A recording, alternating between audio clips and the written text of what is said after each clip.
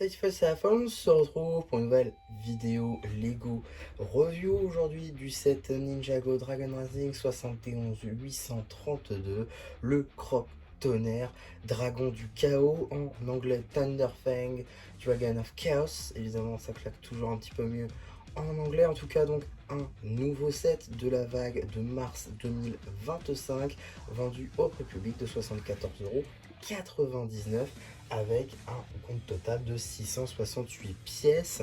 Donc un très beau set et surtout gros set qu'on va donc aujourd'hui voir, mais on va quand même commencer par les mini-figurines. Juste ici, vous avez un chaîne de Lloyd Storm qui n'est pas du tout une chaîne exclusive. En effet, dans cette composition, on peut notamment la retrouver dans l'Arc Dragon of Focus, sorti également le 1er mars 2025. Ce qui va être du Rest Shrine, c'est-à-dire sans épaulettes. On peut la retrouver dans sa voiture ou encore dans le temple 4+. Pour ce qui est de la tête, ce sera la tête Ninjago Dragon Rising, le casque lui un nouveau moule de 2025 et tout le torse ainsi que les jambes, ce sera de la nouvelle impression de 2025. On retrouve également un arrière de torse détaillé avec le détail du dragon source ainsi que la suite de son armure. Et également deux expressions faciales que l'on ne connaît que trop bien maintenant depuis 2 ans, avec donc la première juste ici de Lloyd, un Lloyd énervé, et juste ici un Lloyd encore plus énervé, mais avec sa visière. La pièce d'armure, elle, n'est pas nouvelle, elle apparaît notamment sur le film David J en 2024 dans l'arène. Elle est depuis réapparue sur bon nombre des tenues Storm des ninjas en 2025. En termes d'accessoires, il viendra avec un katana doré tout simple. Nia, elle, n'est pas du tout exclusive, elle vient dans cette configuration exacte dans 2 autres sets, notamment le village de la tempête draconique ou encore dans la moto tempête de Kai. Donc voilà, donc avec l'épaulette bien évidemment.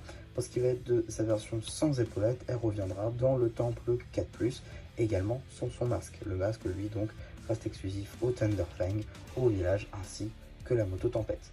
La tête, elle, vient de la version Dragon Rising saison 1 de 2023. L'épaulette, comme je l'ai dit pour Lloyd, vient de Evil J dans l'arène du tournoi des sources, donc en 2024, sorti en juin. Le torse et jambes sont apparus donc également dans le temple 4+, comme j'ai pu le dire.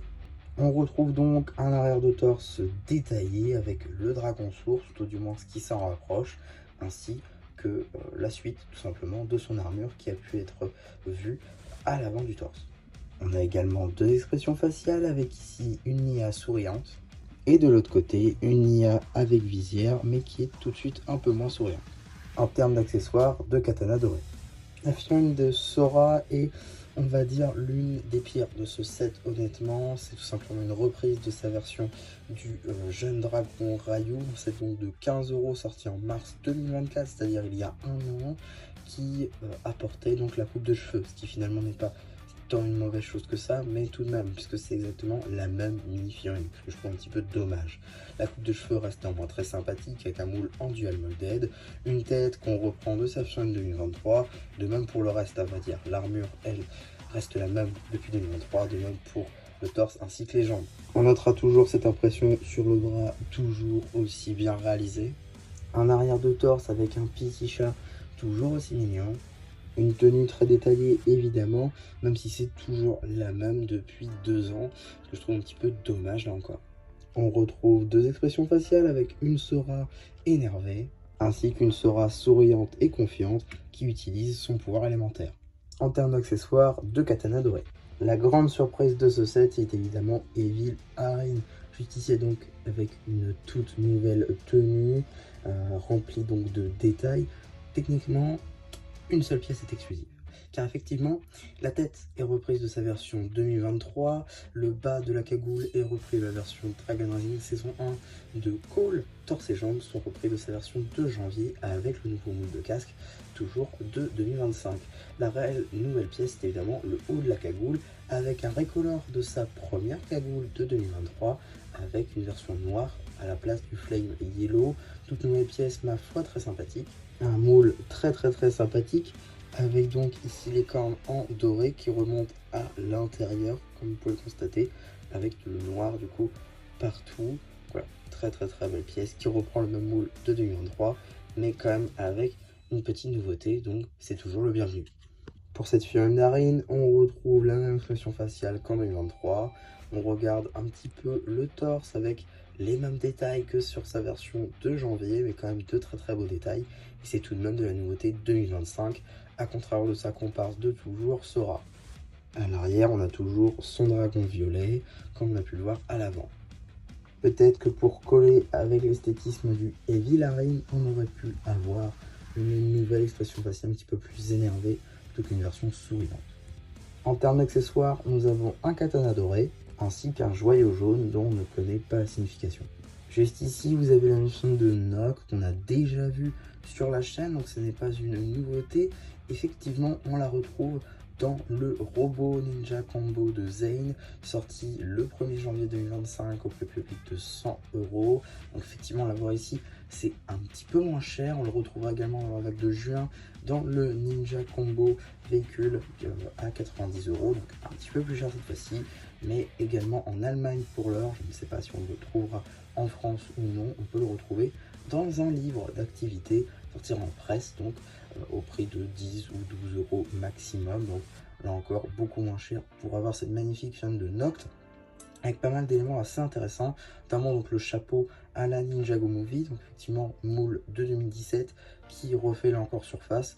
Dans cette couleur là, ce n'est pas une nouveauté, effectivement il était déjà apparu dans la série de Mission à collectionner sur la version donc non canon de Garmadon Jungle. La tête, elle, est une nouveauté, le foulard lui est le même depuis la version techno des ninjas.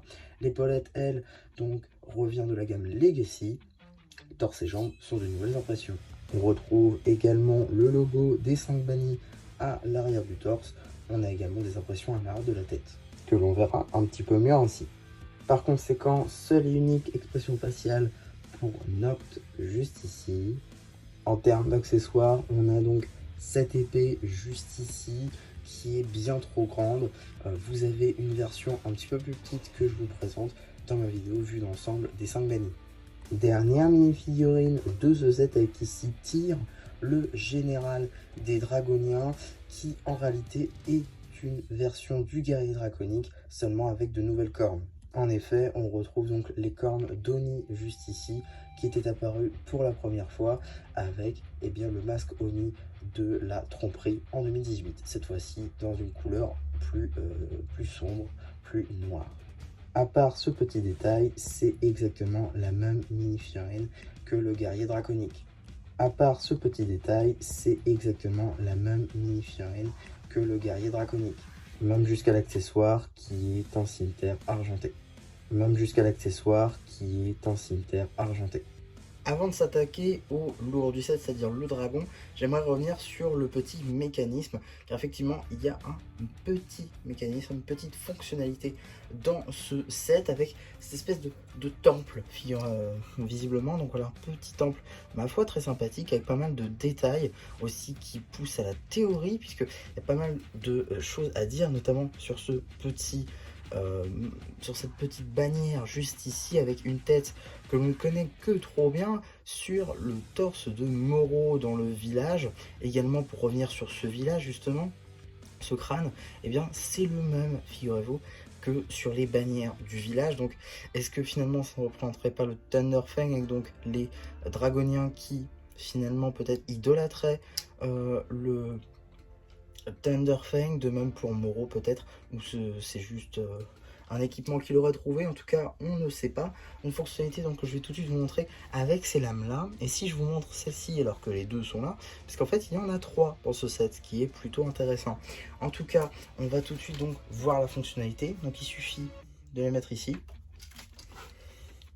et voilà, ça se soulève. Alors c'est un peu mieux si vous mettez les deux, mais voilà, du coup il n'y a pas de place pour la troisième, ce qui est un petit peu dommage. Mais en gros ici on est censé mettre l'anneau du Thunderfang pour le bloquer, et avec les lames on peut effectivement le sauver. Donc ça c'est plutôt cool, je trouve ça plutôt sympa comme fonctionnalité. Voilà, en plus c'est canon à la série, puisque on le sait, les Prismatic Blades permettent effectivement de libérer Thunderfang. Donc voilà, une fonctionnalité plutôt cool avec pas mal de détails. Juste ici vous pouvez le voir avec eh bien, les pavés de cette route qui ont l'air un petit peu enlevés, ou en tout cas un petit peu cassés. Donc ça, c'est plutôt cool, un détail plutôt sympa. Quelques pièces qu'on n'a pas l'habitude de voir. Donc voilà, pour le coup, une petite construction supplémentaire, là, qui est la bienvenue. Mais ce n'est pas tout ce qu'il y a dans ce set, puisqu'effectivement, nous avons le dragon du chaos, le Thunderfang. Pour le coup, un magnifique dragon, très très cool à construire. Pour le coup, j'y ai passé 1 heure et demie, et je dois avouer que ça passe plutôt très bien. Globalement, la construction va assez vite. On construit tout d'abord, et bien juste ici, son bassin, puis son torse. On construit après les jambes et les patounes. Puis ensuite, on vient construire la tête avec son, juste ici, collier de chaîne, et enfin ses ailes avec du coup des détails, ma foi, plutôt très sympathiques, avec donc cette espèce de tornade qu'on peut le voir d'ailleurs dans la série. On a également une petite fonctionnalité de lance-stud sur les ailes, donc ça c'est plutôt sympa. Voilà, je vais essayer de faire ça sans tout perdre. Voilà, je peux envoyer 3 studs à la fois, puisqu'on en a 3 par lance-stud, plutôt sympa. On a également juste ici la queue, avec cette pièce du coup qu'on avait vue pour la première fois dans le village, moule qui est après réapparu dans la moto des tempêtes de Kai. Un set, donc je rappelle, à 50 € de la vague de janvier. Évidemment, toute la queue est articulée, cela va de soi. On a également les pattes qui ici n'ont pas réellement d'articulation, mais qui ici peuvent bouger un petit peu, et de même pour l'autre côté.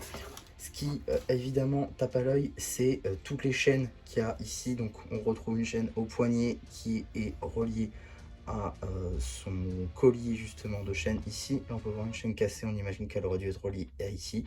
Et ça pour le coup, c'est relié à la structure qu'on a vue tout à l'heure. Je vais tout de suite vous montrer ça. Donc on vient prendre la structure ici.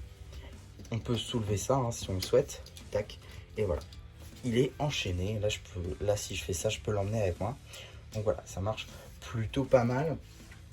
Également, petite chose à dire, il y a pas mal de stickers, à vrai dire, à part la tête qui est tampographiée d'ailleurs magnifiquement. Donc je vais tout de suite séparer ça, sinon ça va pas le faire. Donc la tête, hein, magnifiquement tampographiée pour le coup, avec ce moule de tête apparu pour la première fois, il me semble, dans la vague de cette évolution. Au Ninjago Core, c'est vous qui voyez. De même pour cette mâchoire là qui, il me semble, réapparaît avec l'Arc Dragon of Focus dans cette couleur là. Donc là encore plutôt sympathique. On retrouve également cette petite pièce là que je n'ai vue que trop peu de fois pour tenir justement les deux têtes ensemble. Voilà. Également, on a des petits stickers sur les pattes pour les écailles de notre dragon. On retrouve également beaucoup de griffes, hein, de différentes pièces de griffes en tanne notamment. De même à l'arrière du dragon, juste ici, même si c'est un peu plus restreint, si on aura quand même un petit peu plus. Également juste ici, donc sur les pattes, vous pouvez retrouver juste là des stickers, là également, donc d'écailles tout simplement du Thunderfang, de même ici avec les griffes qui sont repris donc des guerriers au masque de loup de la partie 2. Effectivement, donc ces petites griffes là qui étaient apparues pour la première fois avec ces figurines-ci. Très très beau dragon là encore.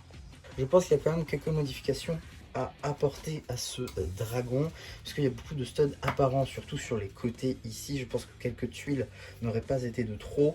Et ici nous avons également des articulations, peut-être des griffes en plus.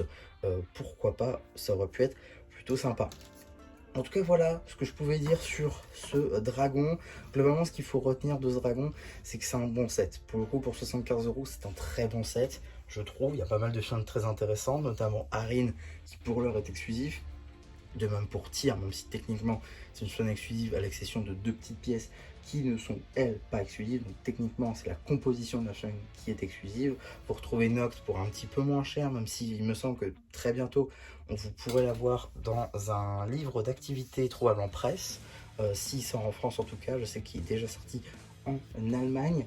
Également, ça vous permet d'avoir 2 nouvelles épaulettes pour vos ninjas, chose qui n'était pas possible avec la vague de janvier.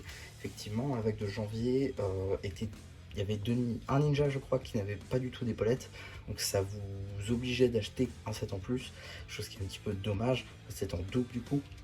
En tout cas, voilà un magnifique dragon qui rejoindra la collection, et je pense que ça fera partie sans doute des meilleurs, puisque le Thunderfang est parti pour être un personnage apprécié de l'univers de Ninjago, et je pense que ce sera pour le mieux. Également de très très belles pièces, un prix pas forcément ultra abusé pour son compte de pièces, sa construction et son détail final. En somme, un très bon set je pense, même si peut-être 75 €, on est à la limite du trop cher. Je pense quand même qu'on pourrait le... Peut-être 65, ça aurait été un petit peu mieux, histoire vraiment de chipoter. Mais globalement, c'est un très très bon set. Il le vaut clairement pour le coup, ce prix. Aussi bien 75 € que le prix d'un très bon choix, tout simplement. Vous avez quand même de bonnes fringues, comme je l'ai dit. Et voilà, tout simplement, c'est un très bon set. Et je suis très content de me l'être procuré. Donc voilà un petit peu pour ma review sur ce set. J'espère en tout cas que ça vous aura plu. Surtout, n'hésitez pas à me le dire en commentaire. N'hésitez pas aussi à liker la vidéo, à vous abonner. Et voilà, bah du coup, c'est bien sûr un peu qui vous dit bye bye.